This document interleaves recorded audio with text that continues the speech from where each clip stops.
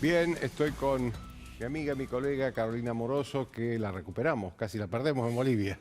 Acá estamos de Pero nuevo en esta con América Latina convulsionada. eso es, con ganas de hablar de América Latina, que no es solamente Bolivia. Sin dudas y además que ahora suma un nuevo foco de conflicto desde fines de la semana pasada que tiene que ver con lo que sucede en En Colombia. Colombia. De todos modos, si uno traza la cronología de cómo se fueron dando los hechos en distintos puntos del país, Colombia fue de alguna manera un punto de arranque de algunas de las sucesiones de conflicto con el levantamiento de la FARC. ¿Recordás vos Sí, aquel sí, sí. video donde, además, bueno, del video de los integrantes de la FARC, estaba Iván Duque después diciendo que, bueno, que iba de alguna manera a ser implacable con este nuevo levantamiento? Vamos a hablar de lo que está pasando en estos últimos días en Colombia.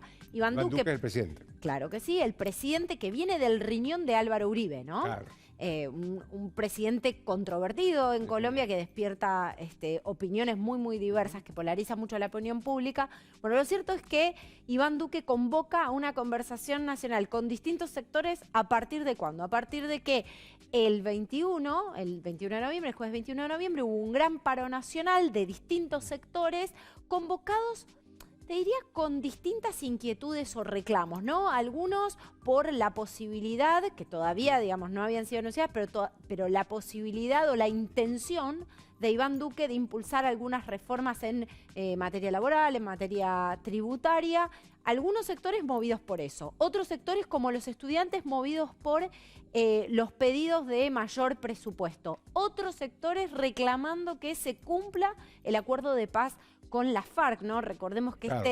este acuerdo es como un gran... Y este gobierno de Iván Duque estaba medio en contra del acuerdo, ¿no? Sobre Bueno, todo es un Uribe, emblema ¿no? de Santos, ¿no?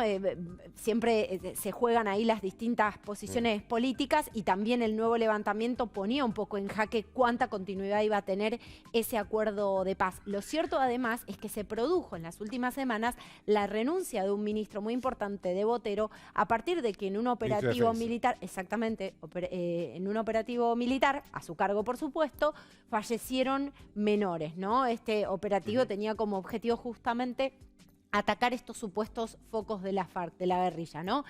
Sin dudas esto tuvo un enorme impacto sobre la visión de la opinión pública acerca de la administración de Iván Duque. Golpeó a su administración y finalmente desencadenó en la denuncia de este ministro. Pero también ha habido sectores que se movilizaron la semana pasada también por ese hecho que sigue conmocionando a la opinión pública en Colombia. Lo cierto es que por lo pronto lo que hizo Iván Duque fue convocar a esta conversación nacional de distintos sectores que podría Poder hacer un acuerdo, llamado de otra manera, ¿no? Exactamente, algo parecido quizás a lo que está intentando Piñera, aunque ya no con el horizonte de, como en el caso de Piñera, la reforma de una constitución, pero sí de escuchar las inquietudes de los distintos sectores en torno a su gestión, ¿no? Lo que uno podría preguntarse es si realmente serán convocados y incluso aquellos que están más en las antípodas, ¿no? Bueno, en Chile, ¿qué está pasando? Continúan las protestas después de lo que fue la semana pasada. A una hora, ¿no? Sí, lo que justamente José María del Pino, un colega que nos informa casi minuto a minuto de lo que está sucediendo allá, me decía que quienes están movilizados ahora son los sectores más ideologizados, ¿no? Realmente es radicalizado. Exactamente, es mucho menor la convocatoria. Y entre estos, entre quienes se manifiestan o se movilizan, o mejor dicho, algunos sectores particularmente violentos o con un sesgo ya vandálico, se filtran entre quienes se están movilizando, ¿no? ¿Qué está pasando? Sebastián Piñera anuncia este domingo que va a enviar, y esto tiene que ver con estos grupos violentos, con estos grupos que tienen un objetivo prácticamente meramente vandálico, ¿no? Lo hemos visto en las imágenes. Este domingo anunció que va a enviar al Congreso un proyecto de ley para utilizar a los militares en la protección de infraestructura crítica. Pero esto sería sin apelar al estado de excepción o al estado de emergencia, ¿no?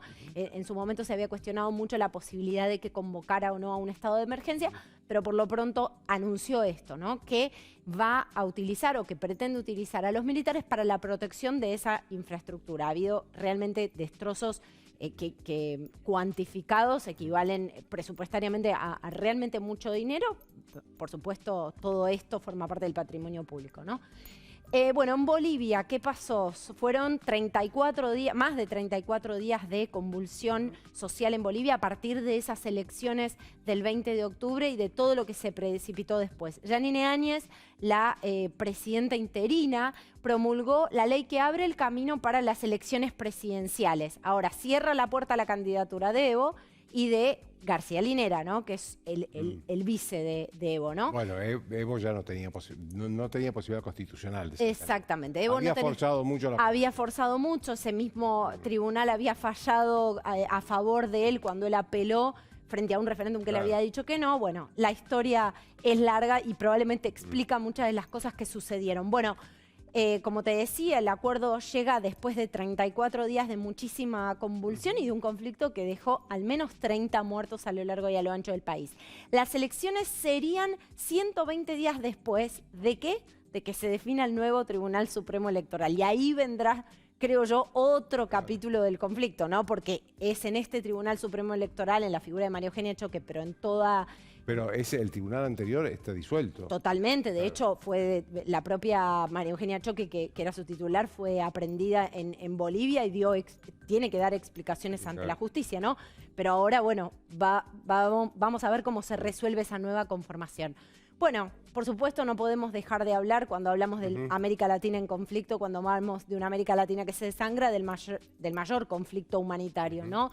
Continúa, por supuesto, la crisis humanitaria en Venezuela, ya lo hemos dicho aquí, son 4,5 millones las personas que dejaron el país en los últimos años. Guaidó llamó días atrás a la gente a movilizarse, ¿no? Recordemos que esta es la gran herramienta que utiliza Voluntad Popular, el partido de Guaidó y esencialmente el partido de Leopoldo López.